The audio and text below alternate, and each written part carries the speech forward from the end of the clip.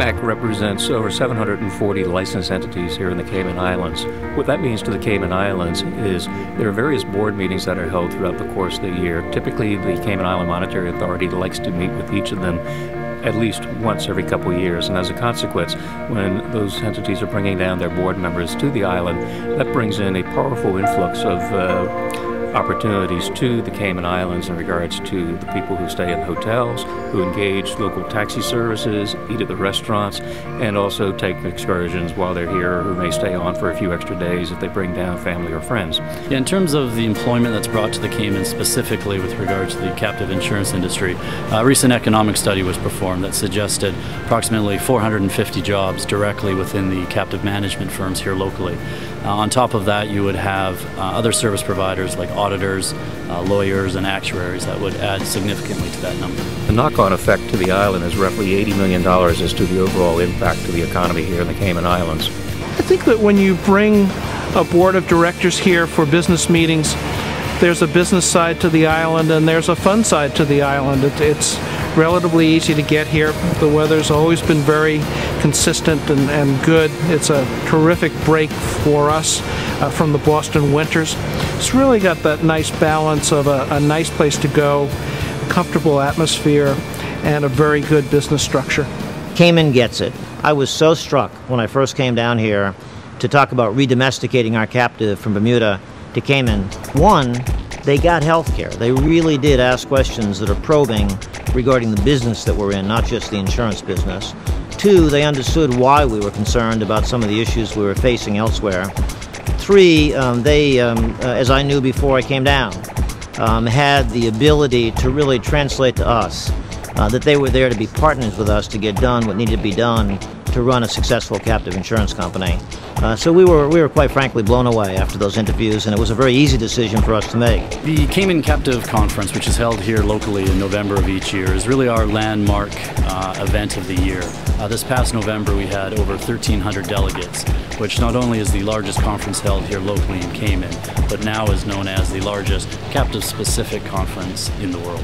I think the choice of Cayman was based on flexibility. The regulatory structure was very favorable and allowed these organizations to come together and create an organization that really met their needs and had a minimum of regulatory issues or cost to running the company. So it was a very cost-efficient way to create an insurance company and manage it. The truth is that healthcare companies like ours are not in the insurance business. We're in the healthcare business. Insurance is a necessary requirement for us in protecting our hospitals and physicians for professional liability. So we do it more defensively than offensively. We're not looking to develop a big insurance program. We're looking to make sure we've got a program that works. It is our expectation that with the growth that Cayman has recently realized due to redomestications and other amalgamations that have taken place on the global stage, that we will soon become the world's leading domicile in regards to captives. I think one of the appeals in Cayman, and that continues today, is that there's a really excellent infrastructure of support organizations, auditors, and management companies, a very good regulatory climate. The Cayman Monetary Authority has always been very cooperative with us and really open to new ideas and new initiatives, while at the same time really regulating captives in a constructive way. You find in a lot of domiciles where the ability to get face-to-face with the regulators, to sit down at a table and discuss your issues with them is very difficult to do. Here in Cayman we are lucky enough that we can give a phone call into the regulator, and within 24 hours we can have the client in front of them, sitting in front of them and discussing the issues of the day. You know, anyone who's considering moving their captive or forming a captive really has got to take a look at Cayman very seriously.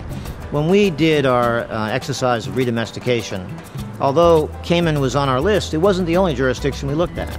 We went through a process of really examining each of the strengths that was available in all the jurisdictions that might be available to us. And a couple of things that are really unmistakable about Cayman. One is the infrastructure, the business infrastructure.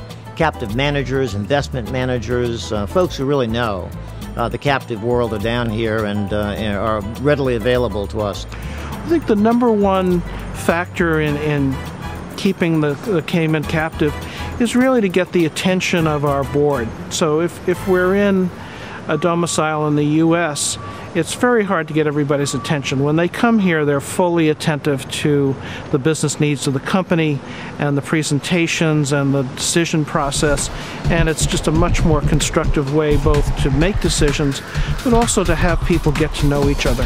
Yeah, obviously there are many reasons why an individual should consider the Cayman Islands as their domicile of choice for their captive insurance company. In particular, a couple that come to mind. One would be the stability and consistency of the domicile. What we see in other domiciles, it's obviously become very popular as of recent. There are many states in the U.S. as well as offshore jurisdictions that have captive legislation. And what we find is that it seems to be a little bit of the flavor of the day. Domiciles seem to come and go. The resources are put in place to market the domicile in the beginning, and then as time goes by, they seem to lose interest. What we find here in Cayman is that we've been doing this business for 40 years now, and we've had that consistency and stability. The captive insurance industry is definitely a pillar of the economy here in Cayman, and the government and the powers to be realize that and are willing to put the resources and the time into it in order to maintain that consistency. Cayman is a vibrant economy, it's a growing location, and it has a lot of amenities which make sense for the captive space. When you consider the fact that we have basically every facet of servicing one's captive located here within the jurisdiction, that is a great testimonial to the services that are available that make a captive run smoothly. IMAC's involvement in the Chamber of Commerce job fair each year has been very beneficial to our association. This job fair is put on here locally every January to provide the youth of the Cayman Islands just a sneak peek into the various different industries and the potential job possibilities. There's also the Scholarship Committee, which is basically our pride and joy.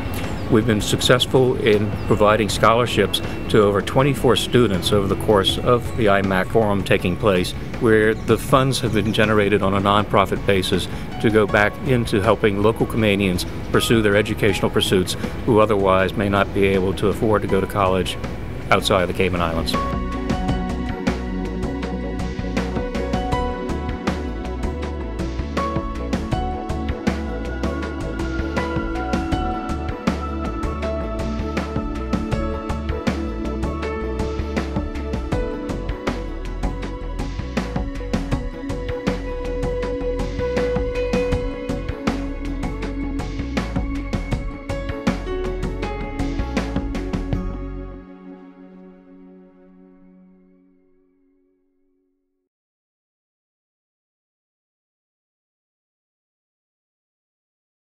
Beneficial.